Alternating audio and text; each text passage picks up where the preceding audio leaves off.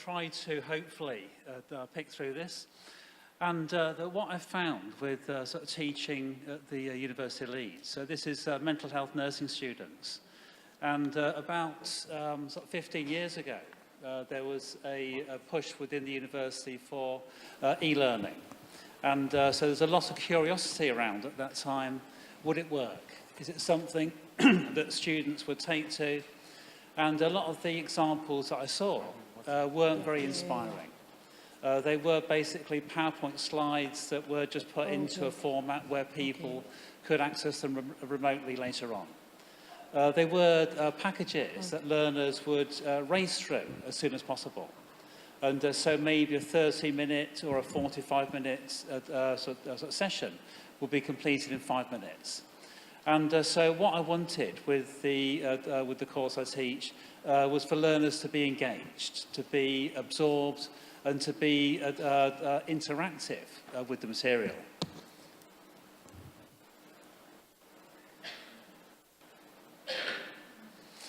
Okay, so at the university, there's a number of sort of different programs that have the potential for e-learning to be offered. And so this might be whole modules, or it might be sessions. And so throughout each year that students are involved in practice, they would access a range of both classroom-based sessions and e-learning so articulate opportunities. And so just to really capture, you know, their engagement through different platforms.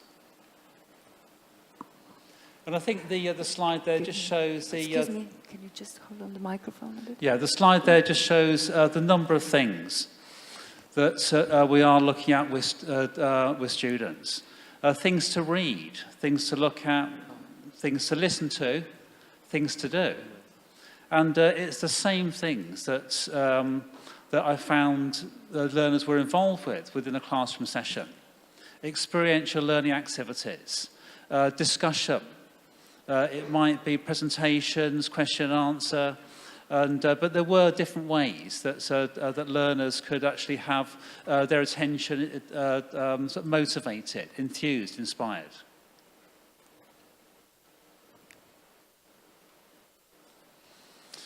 And so here's one module that initially was totally classroom-based. And it's something where through a number of classroom sessions, students would learn about ways that mental health issues are promoted, communicated, or misinformed through the media.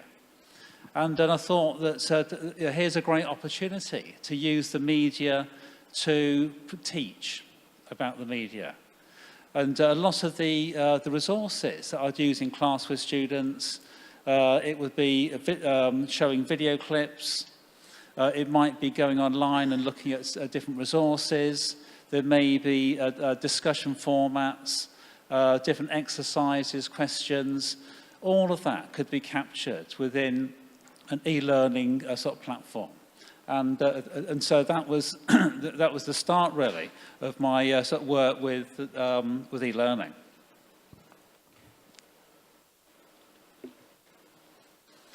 I think one of the interesting things about using so e-learning facilities is sometimes the fatigue that learners can get just by staring at a screen. And interestingly, this slide here shows some questions that were posed to students. The little symbol in the bottom left-hand corner shows the workbook. And I toyed with the idea of whether to make this something that learners could access online, on the screen, or a paper copy. And I found that by having a paper copy workbook and a pen, there was a chance for learners just to break away momentarily from their engagement, with the video screen, and come back refreshed. And I think just by varying the environment, the resources, the format, that students were able to hold sort of more attention. And it's something that I did get a lot of positive feedback about later on, that learners would doodle, would scribble and draw pictures, or do whatever within the workbook as a way of just sort of gathering their thoughts, their questions, things that they might actually come back later when it came to do with their assignments. The slide here won't play here, but obviously for the students, they'd click on the screen and they'd play a video clip. And I found that just the power of video, that learners would actually sort of watch and interact with the material and lose themselves in the content. Maybe then come back to have questions posed about what it is that they've actually observed within the content.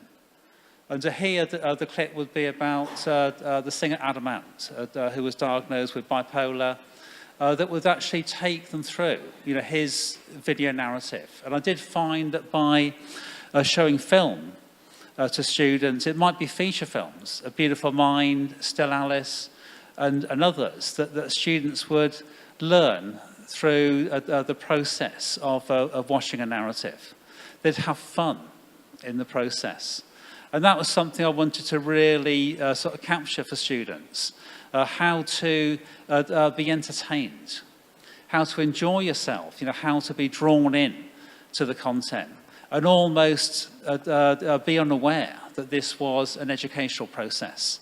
So you could almost trick sort of students into having an engaging, enjoyable time with learning as the byproduct.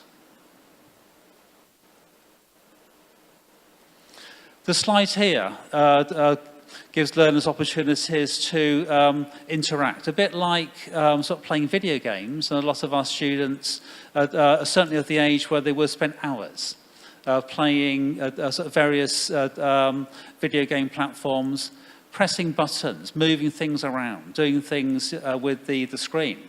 And that interactivity, again, I found helped to hold concentration, help to maintain focus on the material, and to hear that the premise is the viewpoint of somebody with anorexia. And by dragging the food items onto the plates, there would be a response that would tell them as to whether or not that corresponded with a common viewpoint of people with anorexia. And so there is a way of getting immediate feedback on the responses that learners have. But by pressing buttons, clicking on things, playing with the content, it holds the attention there.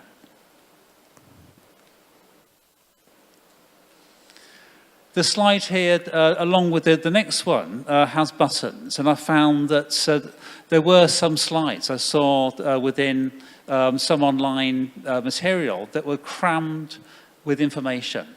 The eye would become fatigued just looking at the amount to read. That obviously drew people into practices of skim reading, missing bits out, or maybe just moving on. And I wanted to hold learners to the content and develop it progressively. So there'd be ways of actually, with visual imagery and buttons, just to take learners progressively through the material. And similarly here, that with the sort of pressing on the various blue buttons, the text would be engaged, and so learners again can play with the material, find things, discover things. Curiosity is engaged as well. In some cases, the desire to want to know, to find out what the answer is, and but the main thing with all of this is at the pace of the learner. Students determine how fast or how slowly they work through the material. The same thing I noticed that going through things in class with students, some would ask me to pause, to repeat myself, to slow down. Others would be ready to move on. And so it's geared at the pace of the learner. There are immediate opportunities to look at the internet. And so there's a lot of wonderful internet sites where students can engage with first-person narratives, people talking about mental health experience. And so rather than give learners a long list of internet sites to do, or to look at later on, the session would allow them to go straight there. There'd be defined tasks, what to look for when you get there. I did find initially, without actually giving more direction, learners would go to the internet and start with the sites I gave them. And then they'd move on to Amazon, to eBay, other places, and they're lost completely then. And so the desire to bring them back to the session would need to have clear guidance. Okay, I've also, at the end of each of the sessions, I built in a feedback slide. And again, something to avoid the temptation, just to skim through things and say, that's it, I've done it. There were questions that were asked at the end. Questions that could only really be answered if a learner had worked through the material. So that being aware of this was a further prompt, that you need to really make sure that you have some understanding about the material that you're looking at.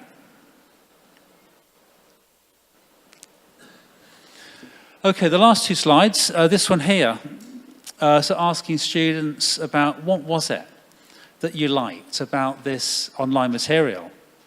What were the aspects that made you feel engaged, involved, motivated, wanting to learn?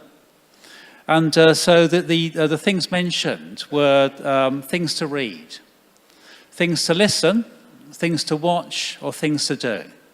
So there was a desire to be very much part of the process, not passive, but active.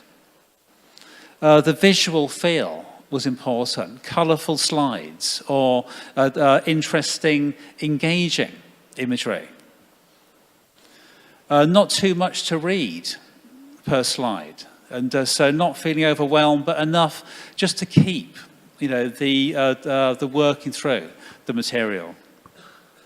The workbook worked for a lot of people, again, just with the breakaway from the e-learning activity. Video clips, audio narrative. So occasionally, instead of reading something, it would be my voiceover talking through something. And so the student could pause and just engage in a different way. Different learning styles. Some students prefer that way of taking in information. Interactive buttons and boxes. So again, things to play with, things to look at, things to find.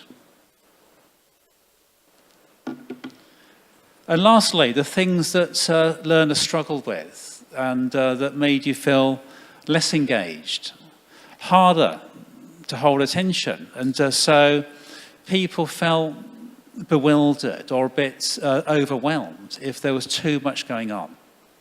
Too many words in front of them. If the video clips exceeded over 5 minutes, that students tended to maybe drift away. And so it's interesting that I think we had talks earlier about the attention of learners and about how students learn and about maybe wanting things that are packaged in a much neater, more compact format. The contrast between the background and the imagery and text. The colouring, some people found there was too much going on. There were things flying all over the screen that were confusing, off-putting and bewildering. Pages or slides with too much text, again, seemed daunting. So that's where buttons and things came in to help. So a lot of this really was about just trying to find a format, an approach that learners liked. And the feedback that I got from students through modular evaluations sort of showed that this worked for them. And the module that I converted from a classroom format into an online sort of learning module, evaluations seemed to improve. There's also the core test, student assignments. The marks for the assignments increased. So learners were actively much more involved and immersed within this content. So I did find overall that it was a very rewarding activity for myself and for the students. Thank you. Thank you.